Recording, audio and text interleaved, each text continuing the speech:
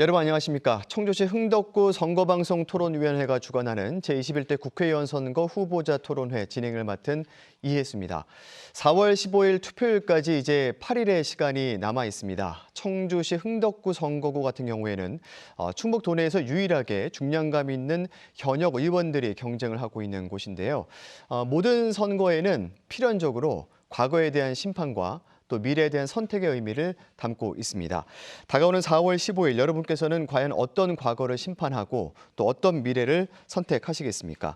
오늘 토론회가 그 질문에 대한 답을 찾는 데 도움이 되는 시간이 되길 바라면서 토론회 시작하겠습니다. 먼저 오늘 토론회 임할 두 분의 후보 소개해드립니다. 기호 1번 더불어민주당 도종환 후보입니다. 안녕하세요. 기호 2번 미래통합당 정우택 후보입니다. 네, 안녕하십니까? 네, 오늘 토론회 좌석 및 발언 순서는 공정성을 위해서 사전 추첨에 의해 결정이 됐습니다. 그리고 후보자 초청은 공직선거법 제82조 2 규정에 근거하고 있습니다. 오늘 토론에서 주어지는 모든 의제는 청주시 흥덕구 선거방송 토론위원회에서 엄정하게 선정했음을 알려드립니다.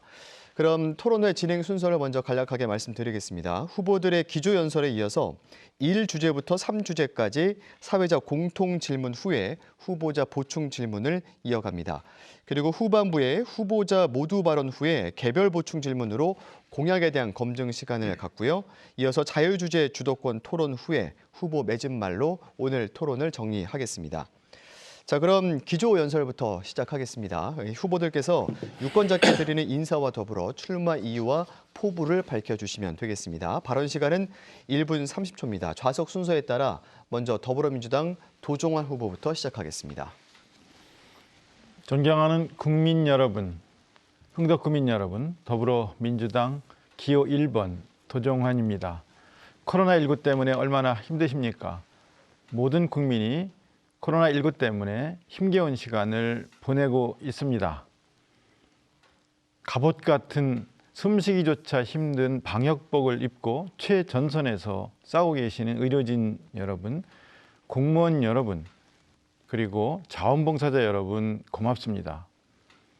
힘든 일상을 보내며 건강한 일상으로의 회복을 위해서 사회적 거리두기에 협조해 주시는 시민 여러분 고맙습니다. 여러분의 협력과 연대로 희망이 유지되고 있습니다. 우리는 반드시 코로나19와 싸워서 이길 것입니다. 외국은 사재기가 넘쳐날 때 우리는 배려와 양보가 넘쳤습니다. 환자를 버리고 가는 의료진이 있는 나라도 있었지만 저희는 의료진이 부족하다고 하면 그날로 250명, 그 다음 날 500명이 내려가는 그런 헌신성을 보여주었습니다. 이러한 헌신성 때문에 우리는 반드시 코로나19와 싸워서 이길 수 있다고 생각합니다. 이 어려운 상황에서 건강을 지키고 그리고 살아남고 그리고 이어지는 경제적 어려움에서 벗어날 수 있도록 저 그리고 더불어민주당 그리고 정부는 최선을 다할 것입니다. 여러분 고맙습니다. 힘내십시오. 네, 기조연설 이어서 미래통합당 정우택 후보입니다. 네, 존경하는 흥덕구민 여러분, 흥덕에 지금 새바람, 변화의 바람이 강하게 불고 있습니다.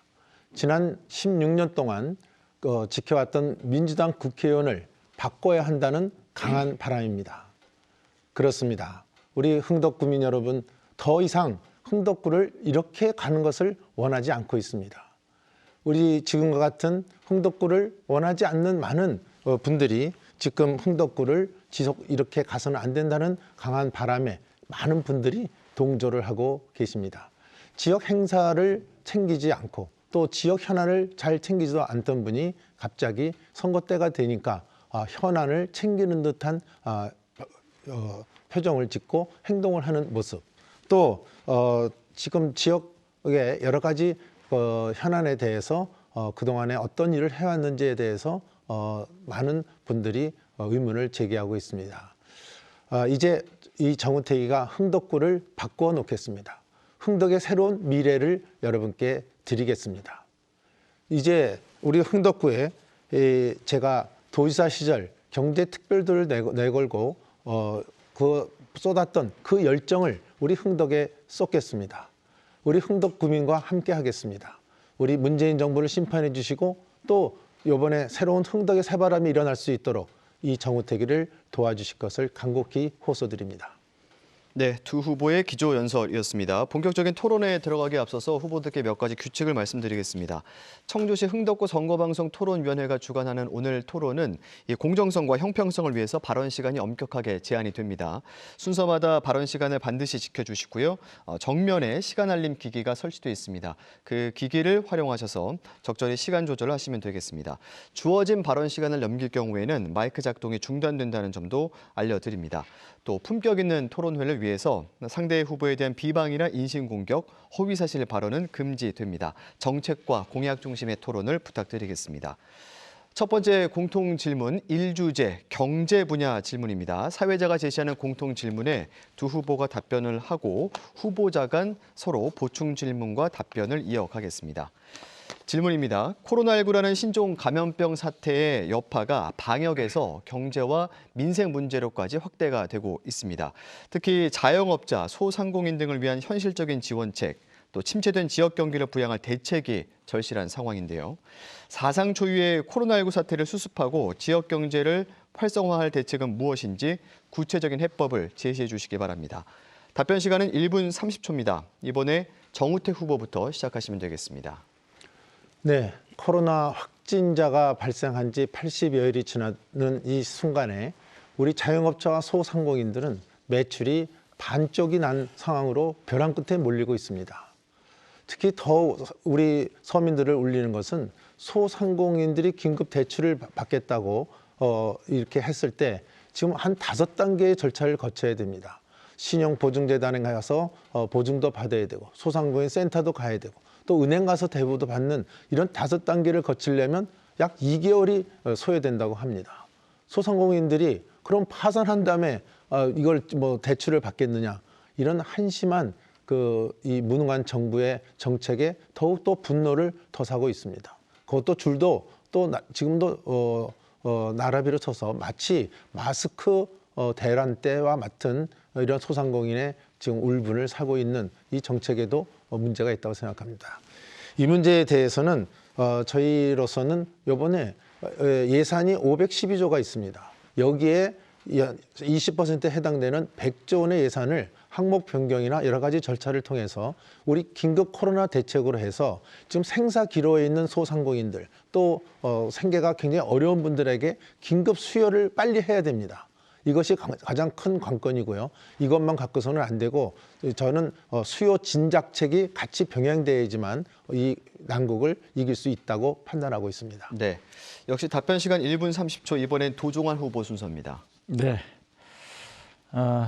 많은 국민들, 모든 국민들이 코로나19로 큰 어려움을 겪고 계십니다. 자영업자, 소상공인 등은 특히 더 어려움에 처해 있으신 것을 저희가 잘 알고 있습니다. 지난번 추경을 편성하면서 추경 편성 예산에 더해서 32조 정도의 긴급 지원 대책을 세워놓고 있었고요. 또 100조 원 규모의 금융 안정 대책을 긴급하게 집행하도록 지시를 해놓고 있는 상황입니다. 그리고 특히 시급하게 이루어질 수 있도록 돕는 것이 중요하다고 생각하면서 대책을 만들고 있습니다. 또 정부에서 9조 1천억 규모로 소득 하위 70% 국민들에게 긴급 재난 지원 기금을 지급하겠다고 발표를 했는데요. 이 발표 이후에 많은 국민들이 이렇게 차등 지급하는 것, 이렇게 선별 지급하는 것은 문제가 있다라는 그런 비판들을 해오고 계셔서, 그래서 소득 하위 70%가 아니라 전 국민에게 지급하자, 이렇게 저희는 건의하고 또 당에서도 정부에 요구를 하고 있고요. 이게 가능하면 빨리 집행될 수 있도록, 긴급 재난 지원 기금이기 때문에 시기를 놓치지 않고 총선 직후에 바로 집행될 수 있도록 그렇게 해야지만 경기 부양책이 될 수 있다라고 생각을 합니다. 예, 경제 분야 공통 질문에 대한 두 후보의 답변을 들었습니다. 이제 보충 질문과 답변 순서로 이어갈 텐데요. 질문은 30초, 답변은 1분 30초입니다. 순서에 따라서 먼저 질문은 정우택 후보부터 시작합니다. 지금부터 시작하시죠. 네, 이 정부의 문제는 오락가락 정부입니다. 우왕좌왕 정부입니다. 소위 하위 소득 70% 이하 분들에게 4인 가구에 100만 원 하겠다 그러더니 일주일도 안 돼서 또 전 국민한테 주겠다고 또 이렇게 말을 바꾸고 있습니다. 그래서 제 질문은 지금 그분의 지방비가 그중에 20% 부담하겠다고 하는데 경기도 같은 경우에는 전액을 국비로 부담하라고 합니다. 이 문제 어떻게 하실 건지, 지방자치 간에 부익부, 빈익분의 문제가 있는데 이거 어떻게 할 건지 대답해 주시기 바랍니다. 30초가 됐고요. 1분 30초간 도종환 후보 답변하시면 됩니다. 네, 지금 정부가 100% 다 지급하겠다고 발표한 게 아니라 정부가 그렇게 하도록 저희가 촉구하고 있는 거거든요. 그래서 저희 지역 국회의원 4명이 일요일에도 긴급 기자회견을 열어서 보편 지급하자 이렇게 요구를 했고, 또 중앙당에서도 이 요구를 받아서 당대표도 100% 보편 지급하는 것이 맞겠다 이렇게 요구를 하고 있는 겁니다. 이 요구에 대해서 정부 측에서는 그러면 9조 1천억 예산 편성된 것을 기본으로 해서 심의를 해서 국회에서 증액하는 방향이 어떻겠냐 이렇게 답변을 하고 있어서 그러면 안 된다. 모든 국민이 다 힘들기 때문에 다 지급해야 된다. 그리고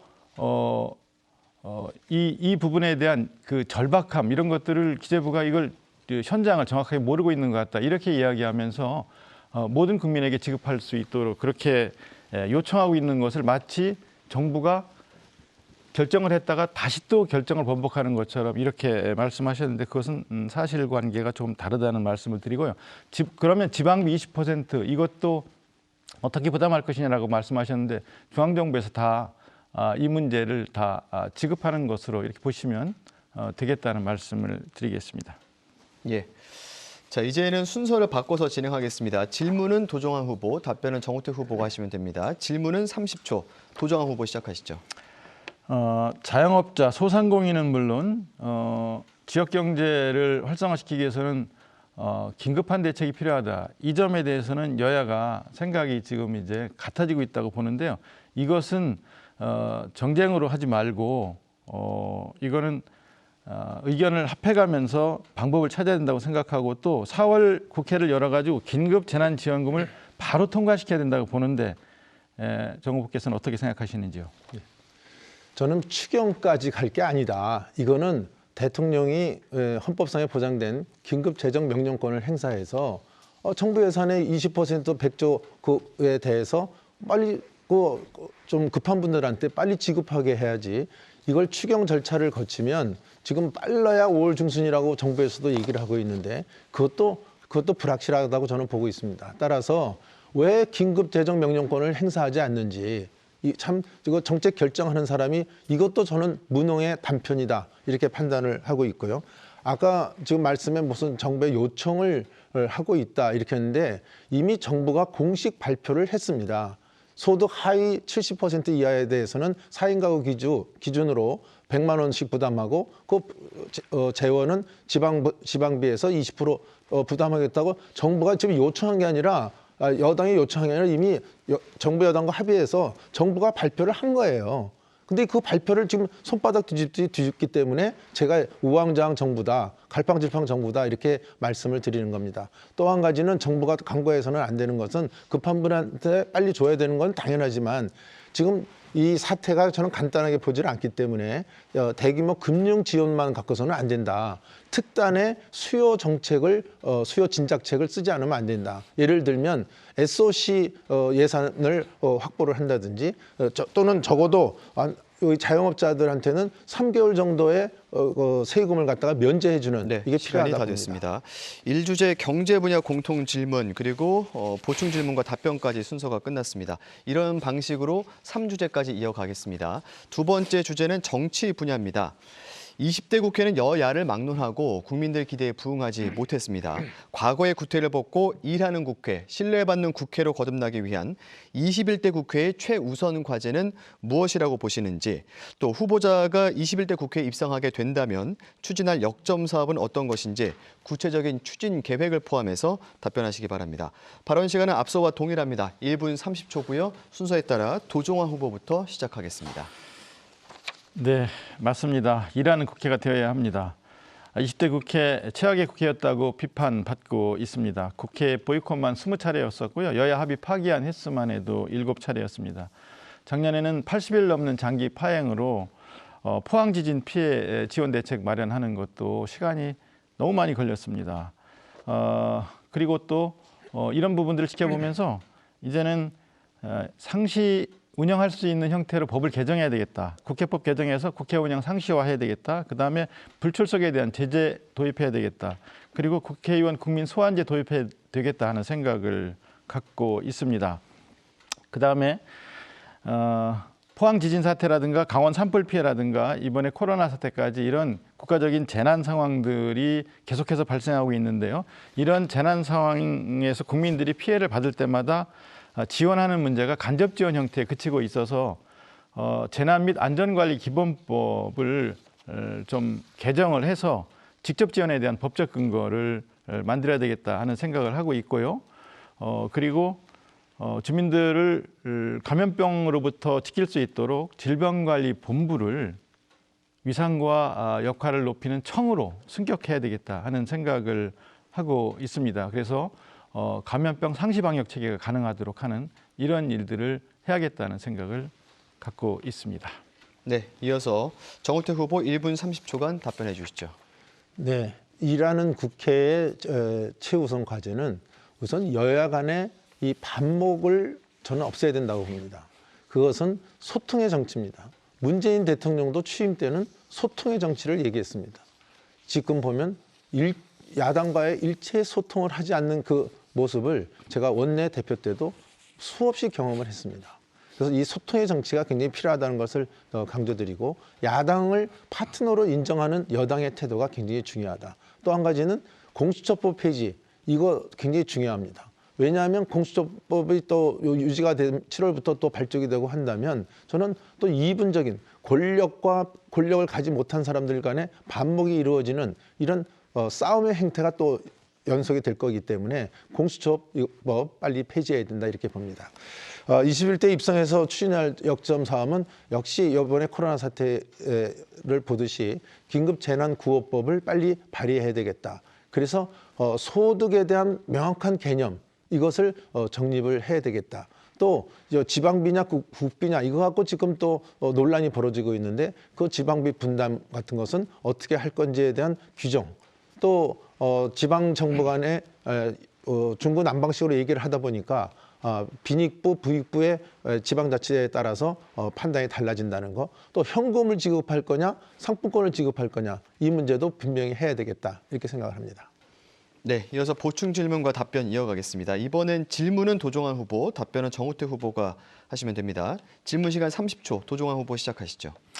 네, 일하는 국회를 만들기 위해서 국회의원에 대한 국민 소환제 도입이 필요하다고 생각합니다. 여기에 대한 정 후보의 견해를 듣고 싶고요. 또 국회의원 불출석에 대한 세비 경감 이런 제도를 좀 도입을 한다든가 상시 운영할 수 있도록 이렇게 해야 된다고 보는데 국회 상시 운영을 포함한 이 제가 드린 질문에 대한 답변을 부탁을 드리겠습니다. 네. 국민 소환제에 대해서는 저는 찬성하는 입장입니다.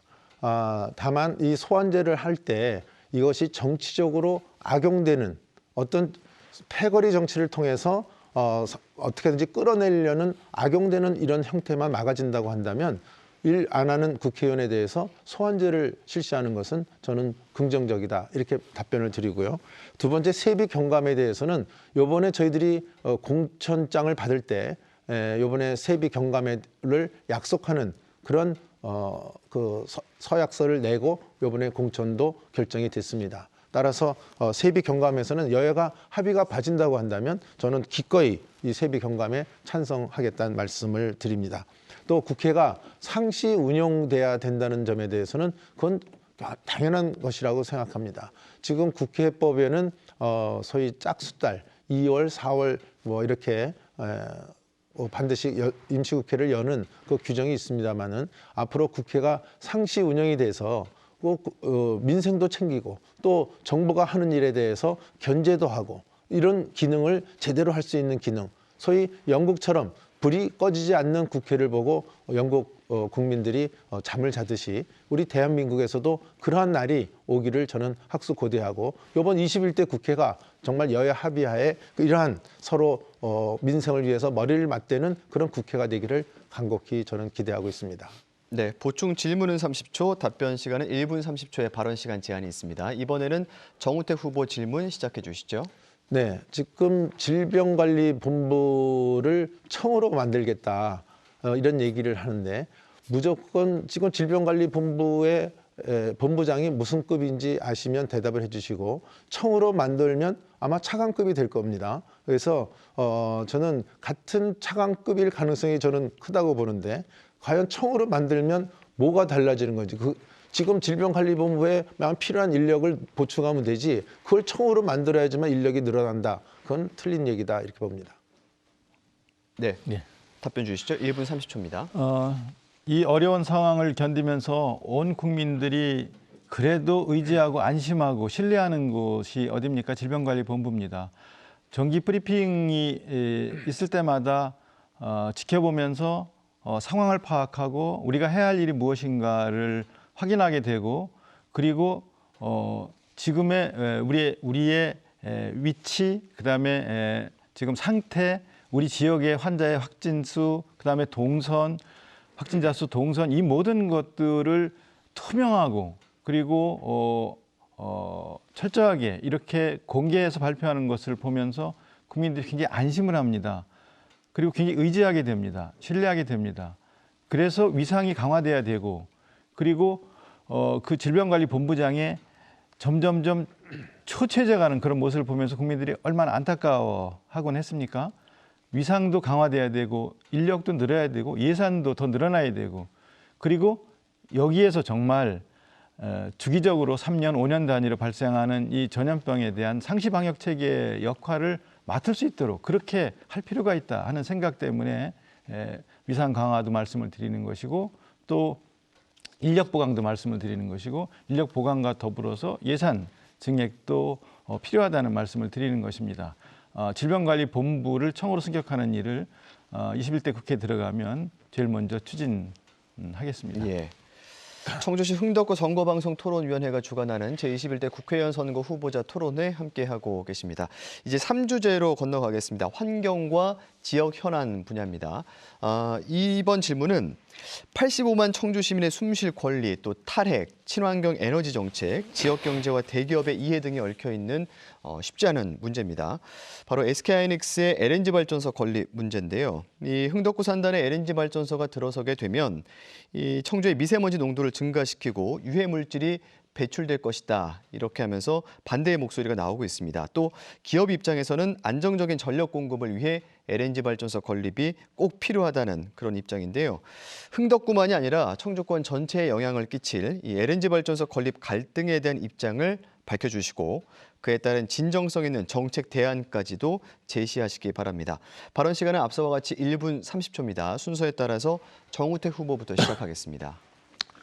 네, 발전소가 운영이 되면 대량의 그 오염된 대기질을 악화시키는 물질이 나오는 것은 당연합니다. 따라서 저는 우리 흥덕구, 이건 흥덕구만의 문제가 아니고 우리 청주 시민들의 생명권과 건강권을 유지하기 위해서는 이 발전소 건립은 저는 반대하고 있습니다. 이 문제에 대해서는 제가 이미 상임위원회에서 4년 동안 누차 이 문제에 대해서 거론을 한 바가 있고 또 지역 언론과의 인터뷰에서도 반대 입장을 이미 밝힌 바가 있습니다. 따라서 이런 문제에 대해서 우리 시민들도 생각을 같이 해주실 거다 저는 이렇게 믿고 있습니다. 여기서 그 대안으로서 굉장히 중요한 것은 이 문재인 정부의 탈원전 정책 빨리 폐기해야 됩니다. 원전을 세워놓고서도 가동을 갖다가 제대로 시키지 못하고 가동률을 낮춰해서 전기 공급을 줄이고 화력이나 LNG 쪽으로 비싼 것을 사다가 그것을 지금 떼게 하는 이 정부의 정책 때문에 이 모든 것이 생겼다. 다시 말씀드리면 SK하이닉스가 지금 왜 이것을 짓냐 하면은 우리 대한민국에서 공급하는 전기 공급 지금 탈원전 정책 갖고서는 굉장한 불안감을 느끼는 거예요. 반도체에서는 전기가 조금이라도 정정이 되면 안 되는 상황인데 이런 상황이 벌어질까 봐 지금 기업들이 전전긍긍하고 있는 것이다. 이렇게 말씀을 드립니다. 네. 이어서 1분 30초 도종환 후보 답변 주시죠. 네, 말씀하신 대로 유해 물질이라든가 미세먼지가 발생하는 이 문제가 건강권을 크게 침해하는 문제로서 시민들이 불안해하고 있죠. 또 기업의 안정적인 전력 공급은 어떻게 할 것인가 이런 문제가 연동되어 있어서 이 문제를 풀기가 쉽지 않은 것이 사실입니다. 다만 주민들의 동의 없이 발전소 추진을 한다. 이거는 불가하다는 말씀을 드리고요. 주민들이 불안해하고 두려워하는데 그냥 추진한다. 이거는 안 된다는 말씀을 드리겠습니다. 그런데 전력 공급 관련해서 좀 더 말씀을 드리면요. 청주 산단의 전기는 서해안 화력발전소에서 공급받고 있거든요. 서해안 화력발전소에 30개 그 화력발전소가 있는데요. 여기서 발생하는 미세먼지가 우리 지역까지 날아와서 우리 지역 미세먼지 외부 요인의 21%가 이 화력발전 때문에 생기는 겁니다. 기업이 전기를 필요로 할 때 안정적으로 공급하기 위해서 더 많은 화력발전을 가동한다? 이러면 미세먼지에 대한 문제는 더 안 풀리게 되지요. 이렇게 그 미세먼지 문제를 어떻게 풀 것인가 하는 고민도 여기 연동되어 있기 때문에 전기는 화력발전 아니면 원전에서 그 공급받게 되는데 원전 이거는 얼마나 위험한지는 잘 알고 있지 않습니까? 그래서 재생에너지로 가기 위한 중간 단계로 LNG를 선택하지만 이것도 정답은 아니라고 생각을 합니다. 네, 이어서 정우택 후보의 30초 보충 질문, 도종환 후보의 1분 30초 답변 듣겠습니다. 네, 충남에 30기가 화력이 있습니다. 충남에서 거기서 전력 공급 받는 것은 사실입니다. 그렇다고 그래서 거기서 전력 공급을 받는다고 해서 우리 청주시 한복판에 청주 시민들의 건강권을 해치면서 LNG 발전소를 짓는 게 과연 타당한 거냐? 이건 전혀 다른 문제라고 보고 있습니다. 오히려 이 가운데에다가 이것을 짓는 것이 30개에서 오는 영향보다 더 크다는 전문가의 의견도 있습니다. 그래서 이것을 연관시키는 것은 저는 잘못된 것이다 이렇게 보고 있습니다. 예, 도종환 후보 답변하시죠. 화력 발전소가 전체 60기 중에 30기가 이제 서해안에 있습니다. 그리고 실제로 여기서 이제 전기를 공급받는데요. 여기서 전기를 공급받으면서 미세먼지가 날아와서 청주의 미세먼지 발생 일수가 제일 높은 도시가 되게 만드는 원인의 21%를 차지하는데요. 그래서 올해 겨울에 계절관리제를 통해서 8기에서 15기 정도를 가동을 중지시켜 보았더니 미세먼지가 훨씬 줄어들었습니다. 미세먼지가 직접 서해안에서 날아온다는 것을 이런 것을 통해서 또 확인할 수가 있습니다. 이 미세먼지를 화력발전을 줄여서 미세먼지를 잡아야 되는데 미세먼지에 비교를 할 때 LNG가 그 미세먼지 발생하는 양은 화력발전보다 훨씬 적지요. LNG가 59기, 화력발전소가 60기가 지금 있습니다. 도시마다 도시에서 필요한 에너지를 그 도시에서 발전소를 통해서 책임지는 것이 맞다라고 하는데 우리 도시는 어떻게 할 것인가? 강원도 또는 충남에서 계속 공급받을 것인가? 자체적으로 전기 문제를 해결할 것인가? 이런 고민이 있는 것이고요. 또 특히 안정적인 전력 공급, 반도체의 경우에 안정적인 전력 공급을 어떻게 할 것인가? 이런 고민과 과제는 여전히 남아 있는 것이기 때문에 주민들이 공론화하는 과정, 전문가와 기업과 그다음에 시민들의 공론화하는 과정이 꼭 필요하다고 저는 네. 말씀을 드리겠습니다. 이어서 질문 답변 순서를 바꿔서 도종환 후보의 보충 질문 이어가겠습니다. 30초입니다. 지금 미세먼지가 탈원전 때문에 미세먼지가 발생한다. 이렇게 그 이야기를 야당에서는 하던데요. 원전 이용률이 1분기에 19년 1분기에 75.8% 늘어났고 석탄 발전량은 10% 줄었거든요. 석탄 발전 미세먼지가 2016년보다 25% 감축된 거에 대해서는 어떻게 생각하시는지요? 정우택 후보 1분 30초간 답변하시죠. 지금 탈원전이 미세먼지에 영향을 미친다. 이건 당연한 겁니다. 탈원전을 해서 원전을 갖다가 가장 친환경적으로 운영되는 것이 원전인데 원전을 가동을 안 시키니까 화력발전소나 LNG 발전소를 가동시키게 되는 겁니다. 그러니까 그 화력발전소를 하면은 소위 석탄을 떼야 되기 때문에 그 석탄에서 나오는 여러 가지의 미세먼지와 영향을 우리 지역에 미치는 건 당연한 것이고요. 또 LNG도 이거 하면은 LNG 지금 수입을 증가시키니까 LNG 수입가가 지금 엄청나게 올라서 이제 좀 있으면 아마 전기가 민상으로까지 연계될지 모르겠습니다. 따라서 이 문제는 우선 그 제가 말씀드린 것처럼 그 원전의 문제, 이것을 충분하게 공급할 수 있는 여력이 있는데도 불구하고 아까도 중요하게 말씀하신 것이 전기의 안정적 공급이 중요하다고 말씀하셨는데, 안정적 공급이 중요한 만큼 가장 친환경적으로 할 수 있는, 미세먼지를 제거할 수 있는 그 방법은 저는 원전을 가동시키는 것이다. 원전이 불안해서 못한다? 그건 정말 영화에서나 나오는 얘기입니다. 그 원전이 지금 우리의 가장 기본적으로 저희들이 가장 기본적인 기술에서 지금 세계의 탑이 된, 세계에서 우리 수출을 갖다가 탑으로 하는 이런 경지까지 올랐는데, 그 수출은 하면서 우리나라는 불안해서 원전을 가동 못한다. 이런 어불성설의 정책 빨리 바꿔야 됩니다. 네. 청주시 흥덕구 선거방송 토론위원회가 주관하는 제21대 국회의원 선거 후보자 토론회 함께하고 계십니다. 정우택, 도종환, 정우택 두 후보와 함께 토론 이어가고 있습니다. 네 번째 주제는 공약 검증입니다. 방식을 조금 바꿔서 진행해 보겠습니다. 후보자 각각이 모두 발언으로 자신의 대표 공약을 먼저 제시하고요. 이어서 상대 후보의 검증 질문을 두 차례씩 받아서 그에 대한 답변을 이어가도록 하겠습니다. 먼저 순서에 따라서 더불어민주당 도종환 후보부터 대표 공약을 발표하시면 되겠습니다. 공약 발표 시간은 2분입니다. 네. 청주를 더 크게 키우고자 합니다. 청주는 서쪽으로 뻗어 나가고 있습니다. 그 중심에 흥덕구가 있고 오송이 있습니다. 그래서 오송 제3 국가산단을 차질 없이 조성하고자 합니다. 204만 평 3조 3천억 규모의 예산이 소요가 됩니다. 세계적인 바이오의 메카로 이곳을 조성해 나가고자 합니다. 보스턴이라 싱가포르 같은 그런 바이오 메카로 조성해 나가고자 하는 그런 계획을 갖고 있고요. 여기에 오송 R&BD 융합연구병원 건립을 또 추진하고자 합니다. 흥덕구청이 들어서면서 흥덕구 행정의 중심지로 변화할 강내, 그리고 현대화된 농수산물 시장이 들어서면서 충북 농수산물 유통의 중심지가 될 옥산 두 곳에 각각 160억 원이 투입되는 농촌 중심지 활성화 사업을 유치하고자 합니다. 여기에 도서관이라든가 체육관, 생활형 SOC 사업을 통해서 이런 것들을 건립하면서 정주 여건을 개선해 나가고자 합니다.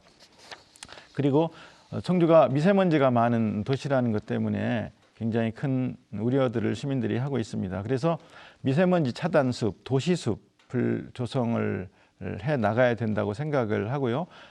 바람길 숲까지 조성할 계획을 갖고 있다는 말씀을 드리겠습니다. 곧 시행될 대기오염 총량제도 잘 이행될 수 있도록 충청북도 청주시와 협의를 해 나가겠습니다. 충북대 정문부터 소환모방 부지까지 도시재생 사업을 추진하고 충북대와 협력하는 그런 산악융합지구를 조성하겠습니다. 주거밀집 지역에 공영주차장을 조성을 하고요. 교육 여건을 개선을 하겠습니다. WHO가 인정하는 국제안전도시로 만들어 나가고자 합니다. 예, 도종환 후보의 공약 발표가 있었습니다. 여기에 대해서 정우택 후보가 두 차례 질문으로 검증을 이어가시면 됩니다. 첫 질문은 1분, 두 번째 질문은 30초의 질문 발언 시간 제한이 있고요. 거기에 대한 답변은 도종환 후보가 각각 1분 30초씩 할 수가 있습니다. 정우택 후보 첫 번째 질문 시작하시죠. 네, 우리 도종환 후보의 지금 공약 발표는 훌륭한 공약 발표라고 생각합니다. 당연히 해야 될 일이고 또 그렇게 추진돼야 된다고 이렇게 보고 있습니다. 제가 질문을 드리고 싶은 거는, 이제 산업단지와 그 아파트가 서로 겹쳐지기 때문에 정주 여건 개선이 굉장히 중요하다고 판단을 합니다. 여기에 지금 제가 이번에 지역구에서 옥산에 있는 자이 아파트를 한번 제가 가봤더니, 거기 갔더니 버스 운행 횟수가 아주 적고 또 시내 버스가 717번 한 번 들어오는 이러한 그 행태로 이루어져서 중학교 학생들이 통학을 하려면 굉장히 어려움을 많이 겪는다, 이런 민원을 들었습니다. 그래서 저는 옥산의 중학교 이전을 바로 공약을 걸었습니다마는 이렇게 주민들이 원하는 것을 왜 그동안 이런 현안에 대해서 이런 것을 제대로 처리하지 않았는지 이것에 대해서 답변해 주시기 바랍니다. 도종환 후보 1분 30초 답변하실 수 있습니다. 네, 시내버스 휘수가 아주 적고 또 제대로 운행이 되지 않는 문제는 정말 심각한 문제입니다. 이거는 시내버스 준공영제로 해결을 해야 합니다. 시내버스 준공영제를 실시하고자 하는 것은 청주시장의 공약이기도 합니다. 그런데 이게 의회에 의해서 막혀 있다는 것을 시민 여러분도 알고 계실 겁니다. 지난번에 우진교통에서 찾아와서 이 문제에 대한 대책 요구를 한 바 있고요. 그래서 의회를 만났고요. 도시건설위원회 위원장도 만났고요. 지금 시내버스 준공영제를 실시하지 못하고 있는 이유가 뭔지 물어보았더니 다른 도시, 실시하는 다른 도시에서 생기는 문제점들에 대한 보완책, 개선책 등을 마련하는 시간이 필요했기 때문이라고 하는 얘기를 들었습니다. 지금 시내버스 업계가 가재나 코로나19 때문에 거의 뭐 한 달에 11억씩 적자를 보면서 이대로 2, 3개월이 가면 도산할 수 있겠다라는 그런 걱정까지 하고 있어서 이번 기회에 시내버스 준공영제를 하자라고 하는 것을 요구를 했고 또 논의를 거쳐서 하겠다는 답변을 얻어냈습니다. 그래서 시내버스 준공영제를 의회가 합의해주고 또 노선권을 찾아오고 감독권을 가지면 이런 문제들은 시와 함께 해결해 나갈 수 있을 거라는 말씀을 드리겠습니다. 네, 정우택 후보 보충 질문 하실 수 있습니다. 30초입니다. 네, 준공영제 왜 그때까지 시간을 낭비하고 기다리십니까? 지금 이분들은 하루가 통행하기가 어렵다는 것입니다. 마을버스 저는 시하고 협의하면 이거 바로 할 수 있어요. 그리고 노선 이것도 시하고 또 그 버스 운행업자들하고 상의를 하면 이거 반영해 줄 겁니다. 저는 왜 현역 의원이 주민들하고 소통을 제대로 안 해갖고 제가 만나보니까 소통이 안 된다는 거예요. 현역 의원하고 그 문제를 지적하는 겁니다. 예, 답변 주시죠, 도종환 후보. 답변 드릴까요? 이분들이 정우택 의원님만 찾아간 게 아니고요. 저한테도 왔었고요. 저한테 와서 똑같은 이야기를 했고 이분들과 소통을 했고 이분들께도 답변을 드렸다는 말씀을 드립니다. 이분들이 정우택 후보님만 찾아가서 이야기를 하고 현역 의원하고는 소통을 안 한 것인 것처럼 이렇게 생각을 하시는데 그것은 사실과 다르고요. 시내버스 당장 이거 시와 협의하면 바로 할 수 있다라고 말씀하셨는데요. 노선권을 시가 갖고 있는 것이 아니라 버스 회사가 갖고 있습니다. 운수회사가 노선권을 갖고 있기 때문에 운수회사가 그게 이익이 되는 노선인지 손해가 되는 노선인지에 따라서 자기 노선권을 자기들이 행사하기 때문에 이게 문제가 되는 겁니다. 그래서 준공영제를 실시하면 이런 문제를 해소할 수 있습니다. 노선권을 시가 갖고 올 수 있거든요.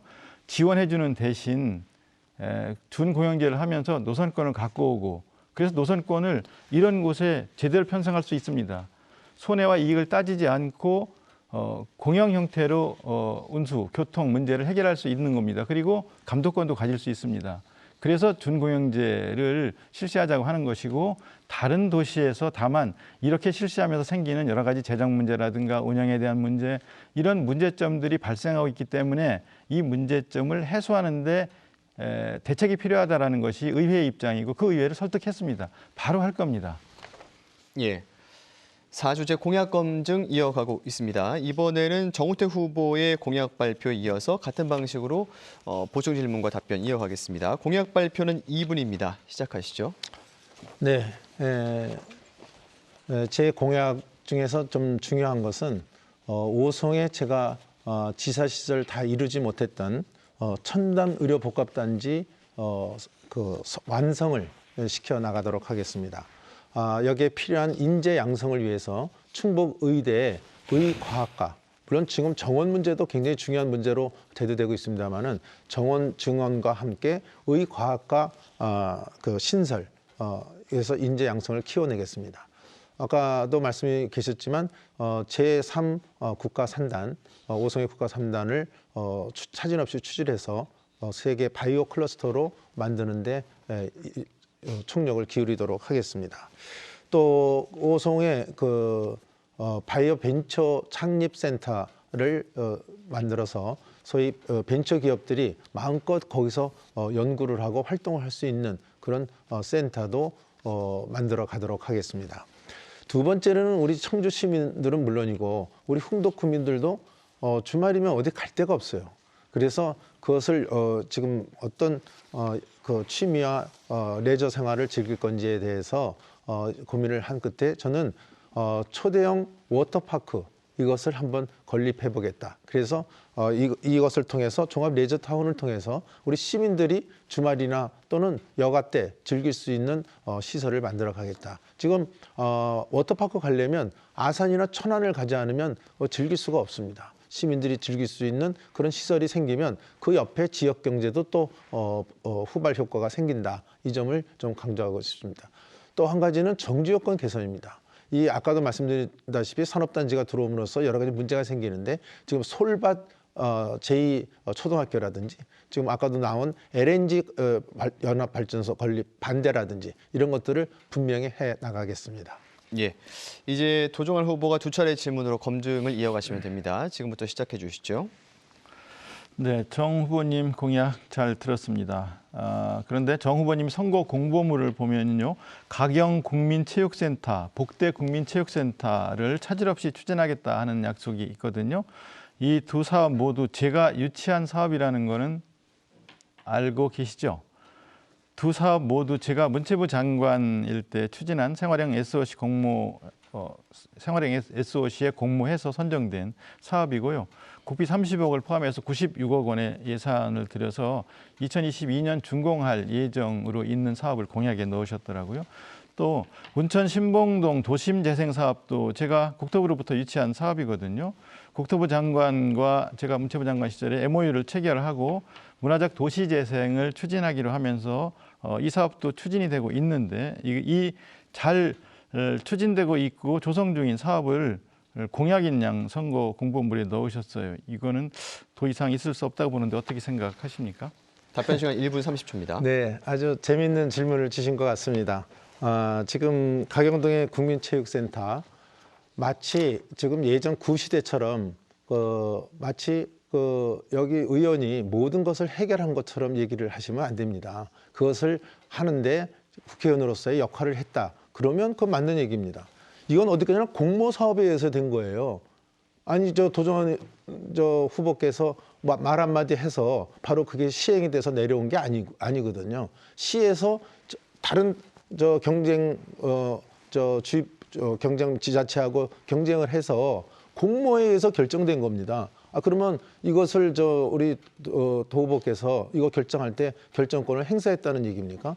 그러니까 그것을 하신 거는 그 추진한 왜 된 동기라든지 그 추진을 하시는데 국회의원에서 역할을 충분히 하신 것에 대해서는 저도 인정을 합니다. 그렇지만 앞으로 이것이 제대로 차질 없이 추진될 건지 그건 또 다른 문제입니다. 그러니까 저는 그거 하신 것을 제가 부인하는 게 아니라 가경동의 국민체육센터 이것은 앞으로 잘 추진이 돼야 되지 않겠습니까? 그래서 그렇게 제가 의원이 되면 그것이 차질 없이 추진되도록 그렇게 하겠다. 그게 제 공약입니다.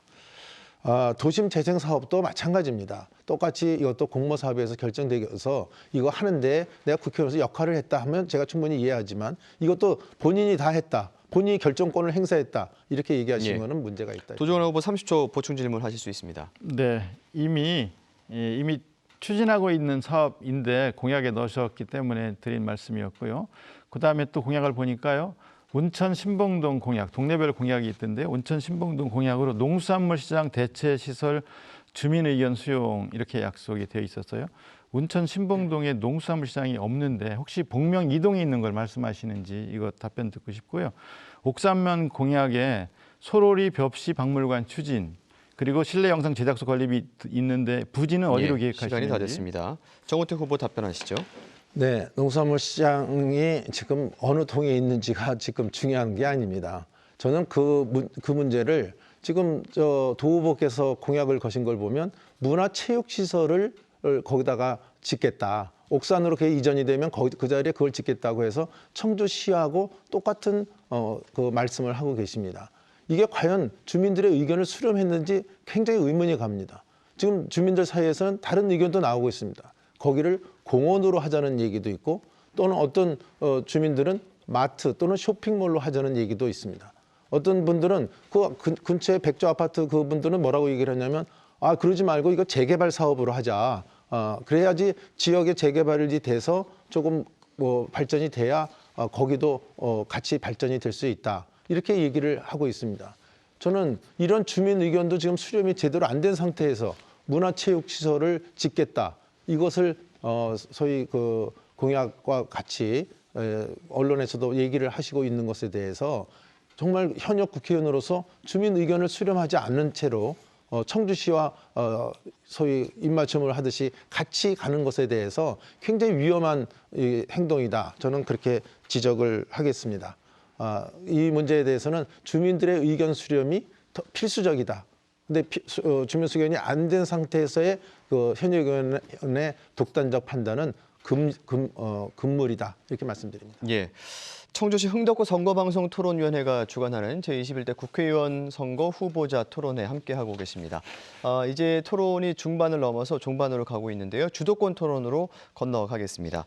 이 주도권 토론의 방식을 미리 좀 설명드리겠습니다. 주도권이라는 것은 이 사회자의 권한과 같은 것입니다.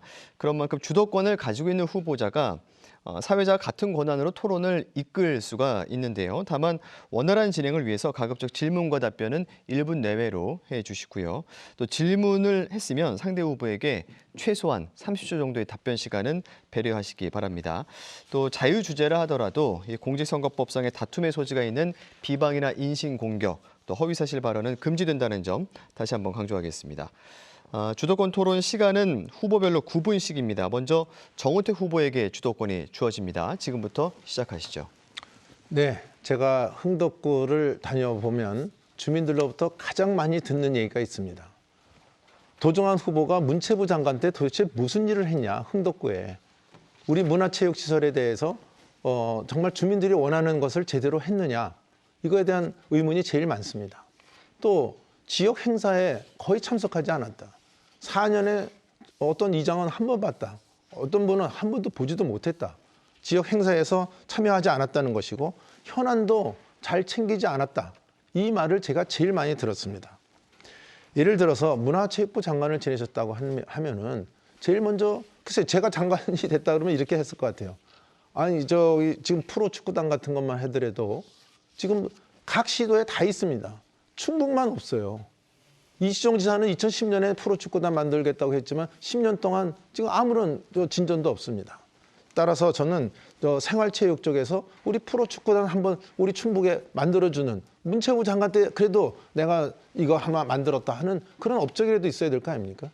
또 야구장은 어떻습니까? 지금 프로야구 하려면 지금 프로야구 선수들이 여기 야구장에 오지도 않으려고 그래요. 이 덕은 납죠. 라카는 다 망가져 있죠. 저 국제 교육도 아니죠. 또 그 관중석도 적지요. 그러니까 이런 거를 우리 생활체육 쪽에 과연 문체부 장관 때 이 일을 했어야 됐다고 저는 보고 있습니다. 그래서 저는 도종환 후보께서 도대체 이 문체부 장관 때 청주의 흥덕구에 이 생활체육 쪽을 위해서 어떤 일을 하셨는지 이것을 질문을 드리고 질문을 제가 계속 몇 개 하고 답변을 들을까요? 아니면 네, 편하신 대로 진행하셔도 됩니다. 그러면 여기에 대해서 답변을 해주시기 바랍니다. 두 번째는 우리 도종환 후보는 전교조 출신이신 걸로 알고 있습니다. 그래서 전교조 출신이시기 때문에 제가 이 질문을 드리는데 1996년에 노동법 개정안 파동이 있었습니다. 이때 도종환 후보께서는 노동자 그대 이름은 아름답다. 이런 시를 발표를 했습니다. 이 시의 내용은 자본주의, 천박한 자본주의로 자본주의를 비하했습니다. 또 썩을 대로 썩은 재벌 운운하면서 이제는 자본주의와 자유민주주의를 타도하기 위한 혁명을 주장을 했습니다. 그래서 여기에 제가 많은 의문을 갖고 있는데 2013년에 와서 국회에서 어떤 일이 있었냐면 통진당의 이석기 그 체포 동의안이 왔을 때 도종환 후보는 기권을 했습니다. 우리 국회에서 기권을 한다는 것은 반대 의사를 표시하는 거나 마찬가지로 해석이 돼 있는 것입니다. 따라서 제가 질문을 드리고 싶은 것은 이석기 제명에 대해서 도종환 후보의 명확한 입장을 간단하게 밝혀주시기 바랍니다. 또 서해 수호의 날이 천안함 폭침이 2010년에 있었는데 서해 수호의 날이 3월 27일입니다. 그런데 지금 이분들이 많은 장병들이 그때 아까운 목숨이 갔는데 문체부 장관으로서 또는 시인으로서 서해 수호의 날에 참석한 적이 있는지, 또 과연 많은 시를 지금도 쓰고 계신데 시를 쓰실 때 벌써 10년이 지나도록 이 장병들의 영혼을 위로하는 그러한 시를 한 편도 쓰신 적이 없어요. 과연 이것이 적절한 것인지 여기까지만 질의드리고 답변을 듣고 다시 질의하겠습니다. 예, 답변 시간 조금 보장해 주셔야 될 것 같습니다. 질문을 오래 하셨으니까 말씀해 주시죠. 답변 시간은 몇 분입니까? 원래 이제 한 30초 정도는 배려를 해야 되는데 질문을 3개 정도 하셨으니까 조금 더 아마 정우택 후보께서 배려하실 걸로 생각이 되는데 일단 말씀을 시작하시죠. 1분 시간이 가고 30초 있으니까. 정도는. 아니 이거 시간을 이렇게 잡아먹으면 안 되죠. 예, 시작하시죠. 예. 답변을 하셔야 네, 되는데. 답변 먼저 시작하시죠. 네.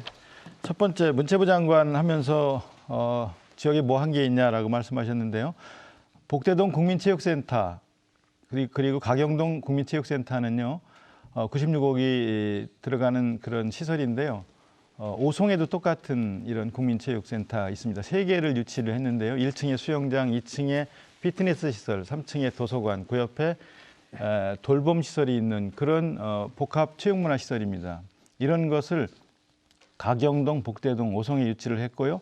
또 1만석 규모의 종합 실내 체육관 아니, 제가 질문한 건 프로축구단이나 야구당 이거 어떻게 할 거냐 이런 거 생각 안 하셨냐는 거를 물은 겁니다. 그거에 답변해 주세요. 앞에 것도 질문하셨잖아요. 문체부 그러니까 장관 시절에. 제가 주도권이 있으니까 그 답변을 원한다고요. 제가 원하는 답변을. 네. 프로축구 이거 시장님하고도 여러 차례 상의를 했고요. 시장님도 여러 가지 고민을 갖고 계시더라 하는 말씀을 드리겠고요.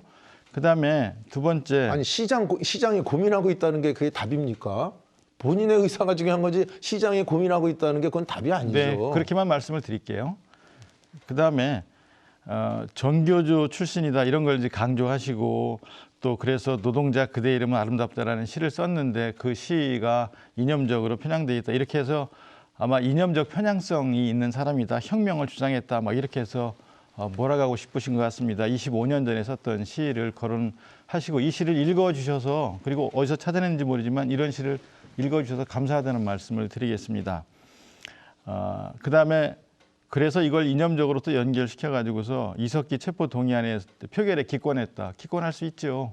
근데 기권한 거 가지고서 이제 마음에 안 드셔서 왜 반대 안 하고 기권했냐 이렇게 이제 물으시는 건데요. 아니 왜 이렇게까지 물으시는 건 좀 과도하다는 생각이 들고요. 왜 기권했냐를 묻는 게 아니고 그 기권을 하셨는데 이석기 제명에 대해서는 어떤 입장이냐를 제가 물어본 거지. 왜 기권했냐를 제가 왜 물어봅니까? 그건 개인 의사인데요. 네, 하여튼 이렇게 이념적으로 공격해서 이 사람이 이념적으로 편향돼 있다라는 그런 뭘 씌우고 싶어 하시는 것 같은데 그렇게 해서 이게 될 일은 아니고요. 그다음에 서해 수호의 날 그러시는데 이석기 제명에 대해서 입장이 뭐냐는 걸 얘기를 하셔야죠. 이석기 제명은 우리가 국회에서 제명을 했어요. 그 제명은 결과에 따르죠. 제명에 그러니까 제명에 찬성한다는 얘기십니까? 그렇습니다. 제명을 국회가 했잖아요. 난 답변을 거기까지만 들으면 국회가 돼요. 제명을 했으면 제명한 거죠. 거기에 대해서 어떤 문제 제기를 했습니까? 이의 제기를 했습니까? 내가 질문을 할 수 있는 거 아닙니까? 그 제명에 대해서 어떤 입장이시냐는 거를 기권을 하셨기 때문에. 그 표결 결과에 따릅니다. 네. 네, 주도권은 정우택 후보에게 있습니다. 네. 그러면 제가 좀 질문 중에 또 하나 좀 중요한 질문이 지금 제가 다녀보면 우리 장애인들이 굉장히 어려움을 많이 겪고 있습니다. 더구나 코로나 사태가 오니까 장애인들이 보통 어려워하는 게 아니에요. 지금 보면은 장애인에 대한 공약이 거의 없으신 것 같아요. 지금 이 자리를 통해서 장애인 공약이 있으면 말씀해 주시기 바랍니다. 장애인 개인 그리고 단체가 찾아와서요. 버스 타는 그 승강장에 그 휠체어가 들어가지 못하는 이런 문제 개선해 달라.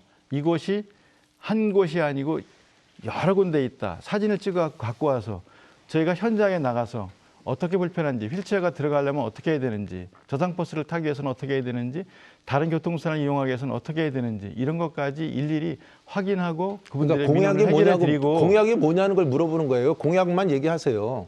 그걸 설명을 듣겠다는 게 아닙니다. 저상버스 얘기 어제 오늘의 얘기가 아니에요. 네. 지금 요번에 새로 하시면서 요번에 공약 거신 게 있으면 얘기하시고요. 없으면 지금 아직 생각이 없다든지 얘기를 하시면 되는 겁니다. 지금 공보물에 있는 공약이 없는 뭐 그런 걸 지적하시는 것 같은데요. 공약이요. 지금 100가지가 넘는 공약이요. 앞으로 추진하기 위한 백인위원회를 자, 만들어 가지고서 제가 공약을 다음 질문 저희한테 찾아온 넘어가겠습니다. 분들께 다음 질문 백인위원회를 만들어서 공약을 아니, 계속 함께 지금 실천해 나가자고 하는 조직까지 만들었다는 말씀을 드릴게요. 자, 공약이 있으면 몇 가지 얘기하시면 되지 뭐 그렇게 구차하게 길게 지금 공약에 대해서 하나도 얘기하신 게 없어요.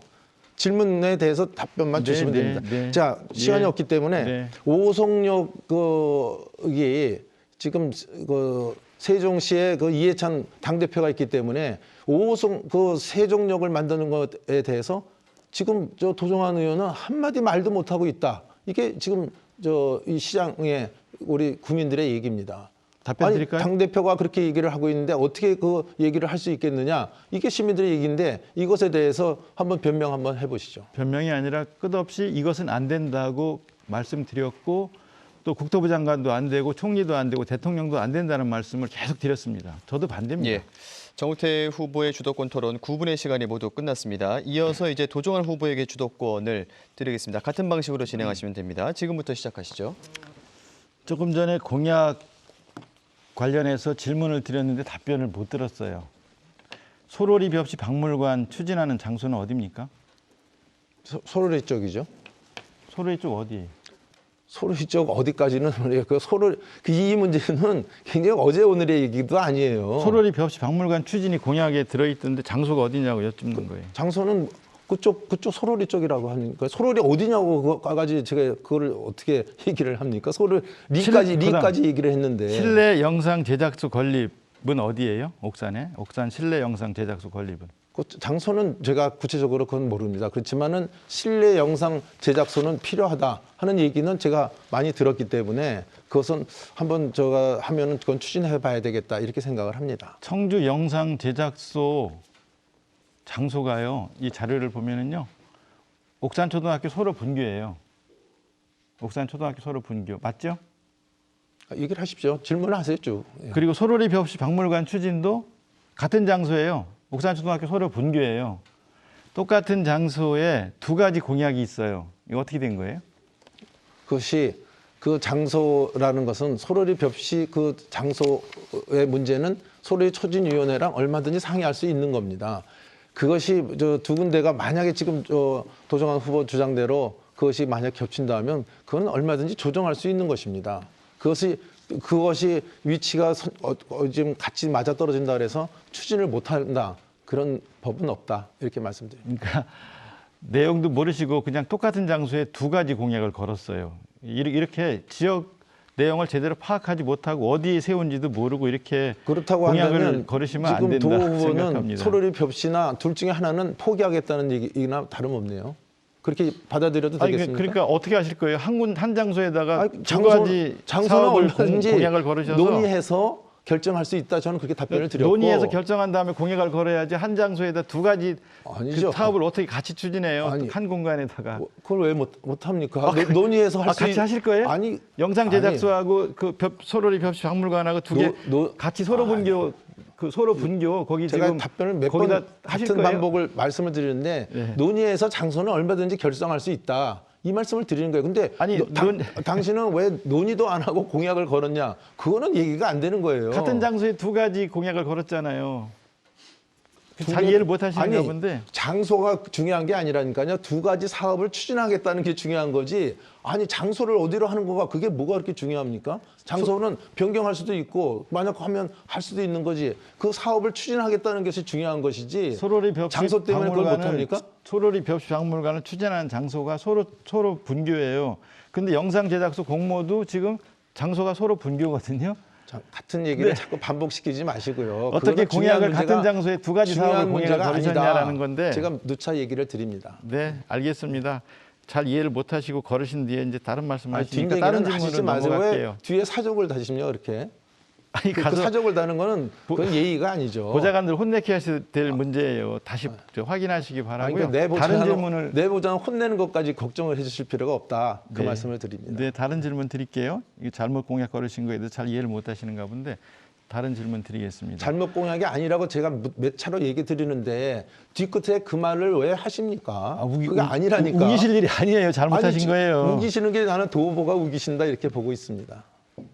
참 이런 일이 다 벌어질 걸 보고 얼마나 지역을 모르면 이러실까 하는 생각이 들고요. 다음 질문 할게요. 이거는 지난 2016년 사회자 말이에요. 아니 사회자님 네, 제 질문은 제가 주도권을 주도권은 갖고 도종환 후보에게 있고요. 한데 네. 얼마나 너는 제가 질문할 수 있도록 해주세요 좀. 이건 네, 이어가시죠. 이거는 도종환 신상 후보께서 공격이기 이어가시죠. 때문에 예. 이렇게 얘기하시면 이게 지금 이제 사회자가 공약과 관련돼서 두 분이 이야기를 해오셨기 때문에 사회자가 제지를 해주셔야 된다. 예, 이제 다음 질문 넘어가시죠. 제지해 주세요. 뒷얘기는 신상 공격. 네, 시간이 계속 흐르고 있습니다. 그러니까 주도권은 시간이 도종환 후보께 다시 있습니다. 확보 좀 해주세요.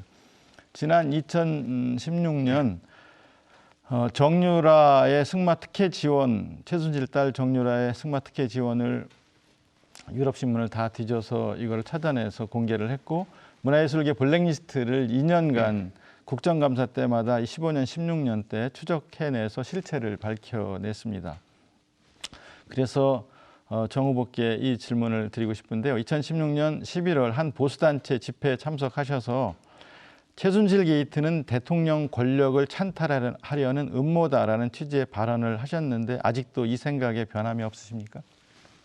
최순실이 어떻게 했다고요? 난 그런 얘기가 처음 듣는 것 같은데. 최순실 게이트는 대통령 권력을 이제 박근혜 대통령을 말하는 거죠. 박근혜 대통령 권력을 찬탈하려는 음모다라고 말씀하셨는데 지금도 같은 생각이십니까? 예, 최순실에 대한 설치된 PC와 관련돼서 그 문제가 굉장한 이슈가 됐었습니다. 그래서 그 당시에 이것은 최순실이가 한 짓이 국민들로부터 많은 비난을 받은 건 사실입니다. 그렇지만 그 당시에는 PC가 진실이냐 아니냐 이 문제 갖고 굉장히 논란이 벌어질 때 얘기이기 때문에 그것은 지금 현재로서 얘기를 하라면 할 수 있지만 그 당시 얘기가 틀린 거 아니냐 이 얘기에 대해서는 제가 부인합니다. 한기환 대표도 당시 이제 대통령 권한 대행을 하면서 헌법재판소 탄핵 결정을 존중해야 한다고 그렇게 말을 했는데 이 말에 대해서는 동의하지 않으시나요?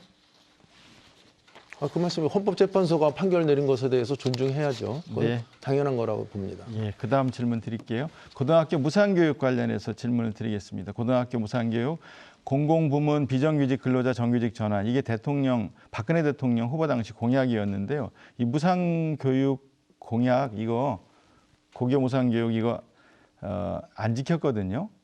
근데 누가 실현시켰습니까? 작년에 우리 당에서 적극적으로 추진해서 관련법을 통과시켰어요.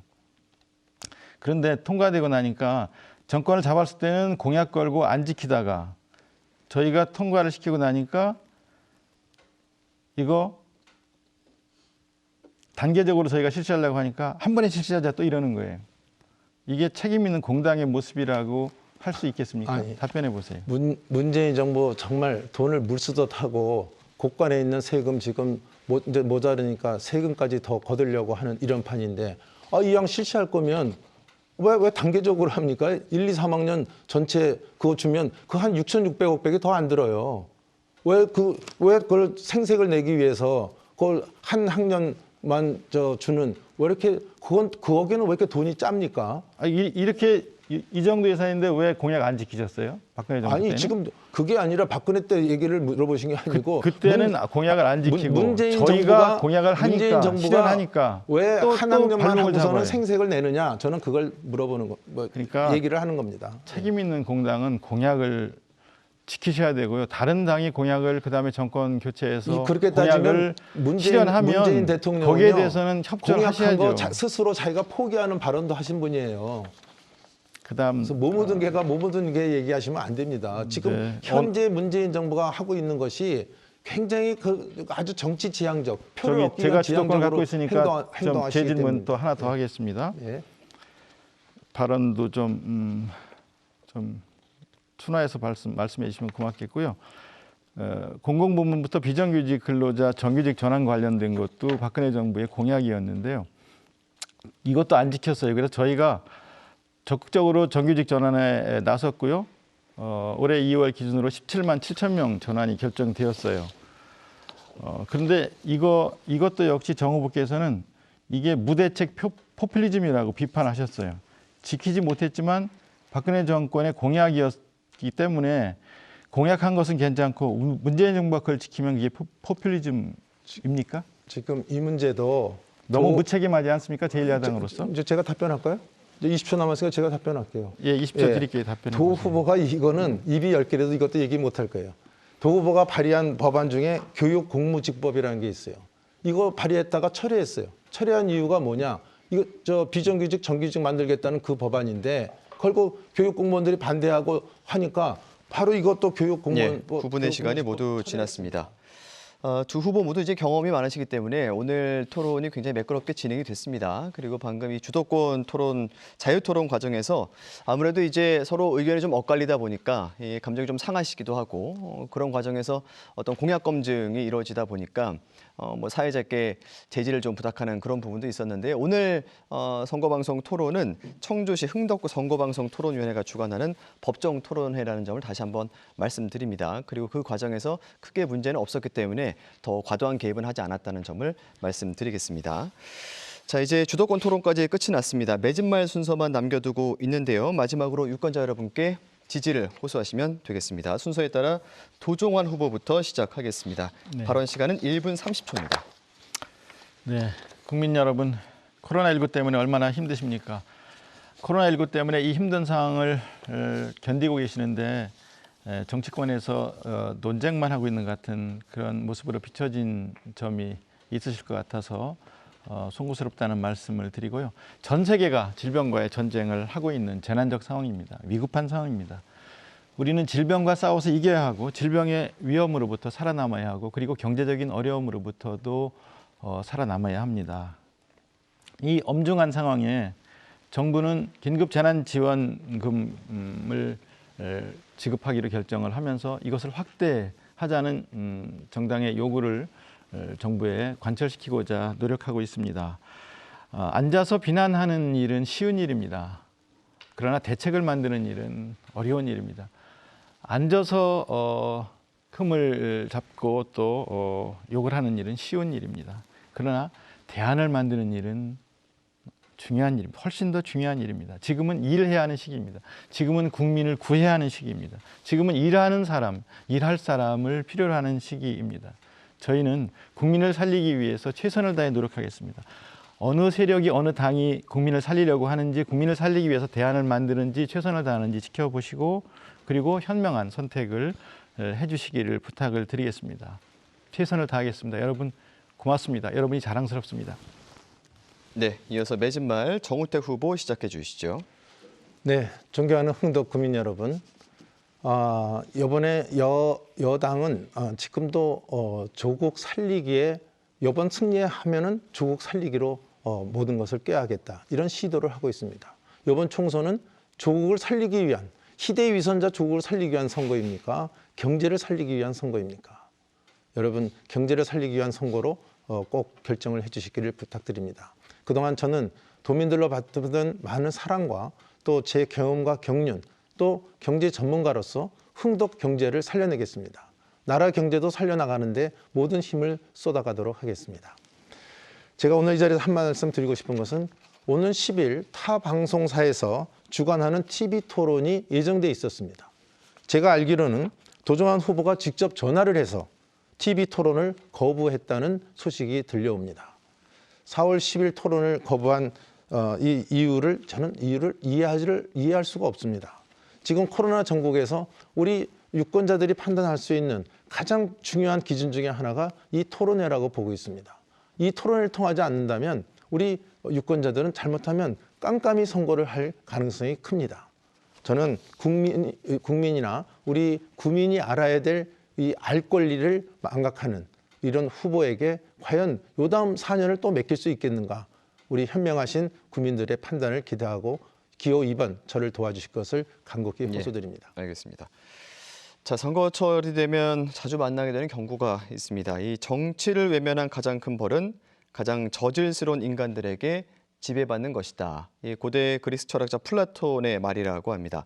4.15 총선은 대한민국 정치의 중요한 분수령이 될 수도 있는 그런 중요한 길목에 있습니다.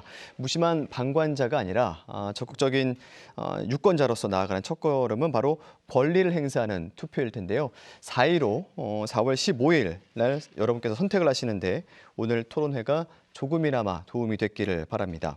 오늘 방송은 중앙선관위 홈페이지와 유튜브 중앙선거방송 토론위원회에서 다시 보실 수가 있고요. 내일 오전 10시에는 청주시 서원구 선거구 후보자 토론회가 방송됩니다. 여러분의 많은 관심 부탁드리겠습니다. 그리고 이어서 공직선거법 제82조 2호항에 따라서 초청 대상에 포함되지 않은 국가혁명배당금당 서동신 후보의 방송 연설이 이어집니다. 오늘 청주시 흥덕구 선거방송 토론위원회가 주관한 제21대 국회의원 선거 후보자 토론회는 여기서 모두 마칩니다. 시청해주신 여러분 고맙습니다.